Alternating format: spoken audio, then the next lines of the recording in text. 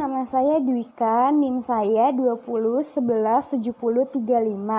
Saya ingin menjelaskan tentang model pembelajaran terpadu. Selamat menyaksikan.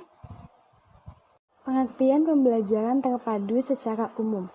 Pembelajaran terpadu ialah sebuah pemahaman dari beberapa materi yang menghasilkan tema. Istilah tema yang dikembangkan saat ini dalam kurikulum 2013 merupakan perpaduan dari beberapa mata pelajaran. Pengertian pembelajaran terpadu menurut para ahli.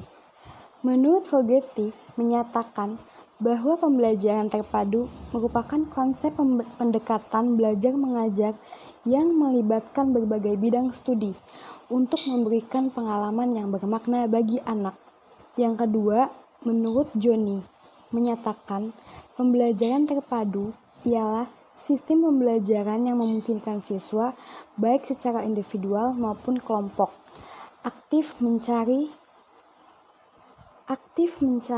menggali dan menemukan konsep, serta prinsip keilmuan secara holistik, bermakna dan otentik.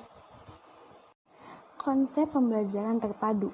Pendekatan tematik terpadu memiliki perubahan dalam peningkatan keseimbangan soft skill dan hard skill yang terdiri dari kompetensi sikap, keterampilan, dan pengetahuan. Dalam pembelajaran terpadu, konsep atau tema dibahas dari berbagai aspek bidang kajian, misalnya bidang kajian IPA tentang ilmu ke lingkungan dapat dibahas dengan mengaitkan makhluk hidup dan proses kehidupannya, itu biologi. Sedangkan fisika, energi dan perubahannya, dan kimia, materi dan sifatnya. Landasan pembelajaran terpadu. Menurut Johnny, landasan pembelajaran terpadu yaitu ke-1 ada progresifisme. Aliran ini menyatakan bahwa pembelajaran harusnya berlangsung secara alami, tidak artifisial.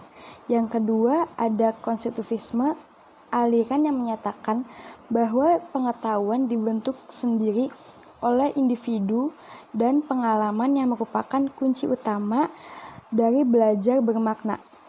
Yang ketiga ada DAP. DAP itu Development Approach Approach. Prinsip dalam DAP menyatakan bahwa pembelajaran harus disesuaikan perkembangan usia dan individu yang meliputi perkembangan kognitif, emosi, minat, dan bakat siswa. Yang keempat, ada landasan normatif.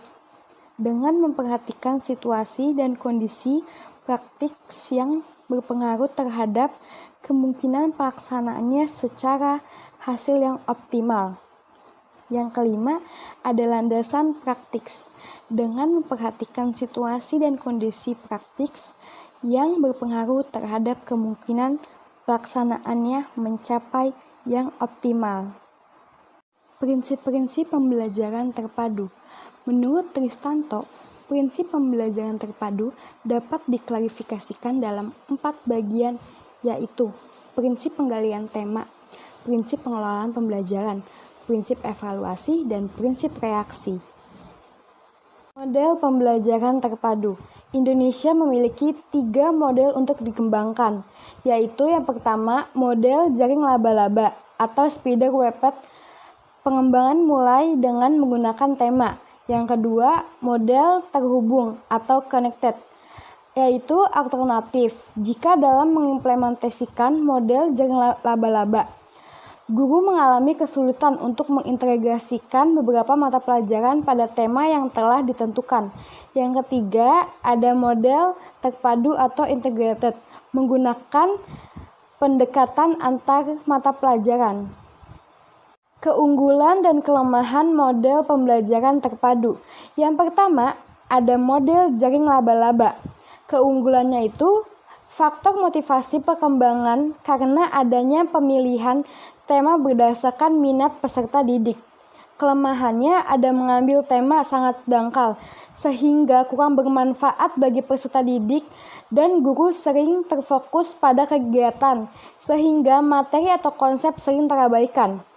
Yang kedua, ada model terhubung atau connected. Keunggulannya itu ada peserta didik memperoleh gambaran yang lebih luas dari konsep yang dijelaskan dan diberi kesempatan melakukan pendalaman, peninjauan, perbaikan, dan penyerapan atau asimilasi gagasan secara bertahap.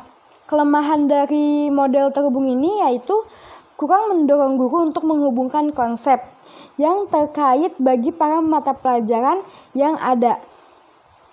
Yang ketiga, ada model terpadu.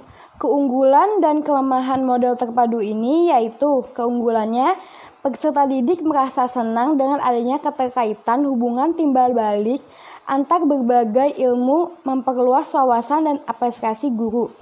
Kelemahan dari model terpadu ini yaitu sulit mencari hubungan antar mata pelajaran yang satu dengan yang lain, sulit mencari keterkaitan aspek keterampilan yang berhubungan, dan membutuhkan kerjasama yang bagus antar tim pelajaran dan pelajaran mengenai tema dengan perencanaan dan alokasi waktu mengajar yang tepat.